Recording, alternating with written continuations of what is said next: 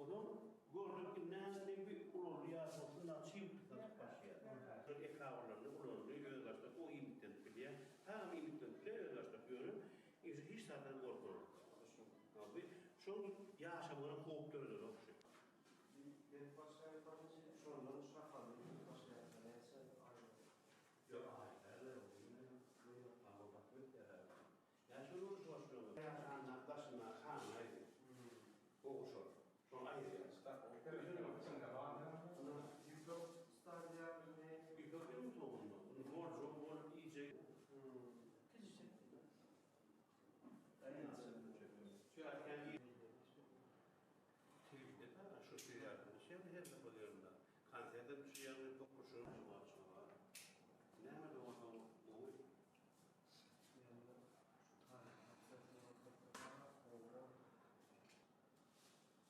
Abi bu başlara yine baksana.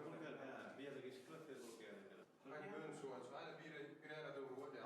Bir ara son içinka doğru olacak. İçinka.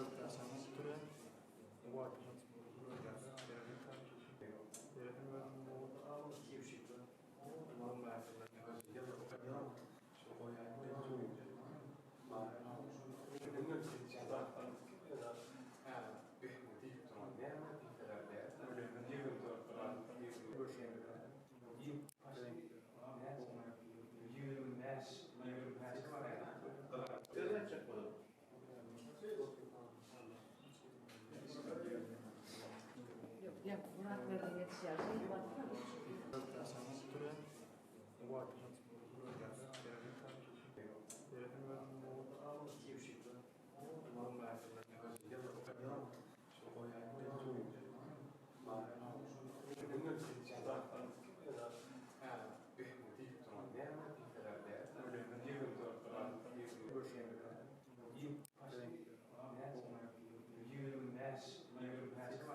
Yani talipler şehirde yüklük kurçuklar uluyasından yürüyüp şakalı tut yapraklarından iyiliklenir. Elmak içi ağaçlarında yaprakları yoktan sonra doğrak vermeli ya da bilelikte vermeli. Tevaf deyilenden siz bilyanı yüklük kurçukları öğründe cemiyat yerleşen ayaklar çılayaklar deyip ayrılıyor. Herhalde hem çünkü çılayak olur.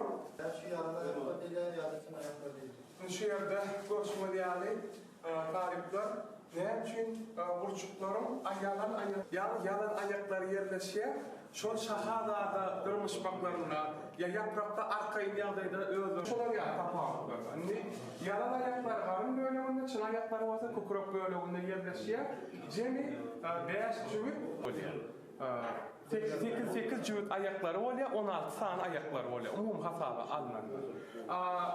Kivelek dövründe yalan ayakları qalanıyor. Yollaşmalıymış, o kurçuklar yedeklerin aslında onları bırak tuğda hazırına kapları bırak balıklı çiftler veriyor. Şu ne için senin kapaklığında vermek olur. Şimdi yani kaçanda yüklük kurçuklar ahirki yaşlarında umum iyimitini 75 bakımın alanında böyle ulu yaşlarda. Umum alanında minitini çalışmakta balıklı verilmemizin ehmeti öğren yok oluyor. Tevel ne yapıyor? Kurçuklar iyimitleyen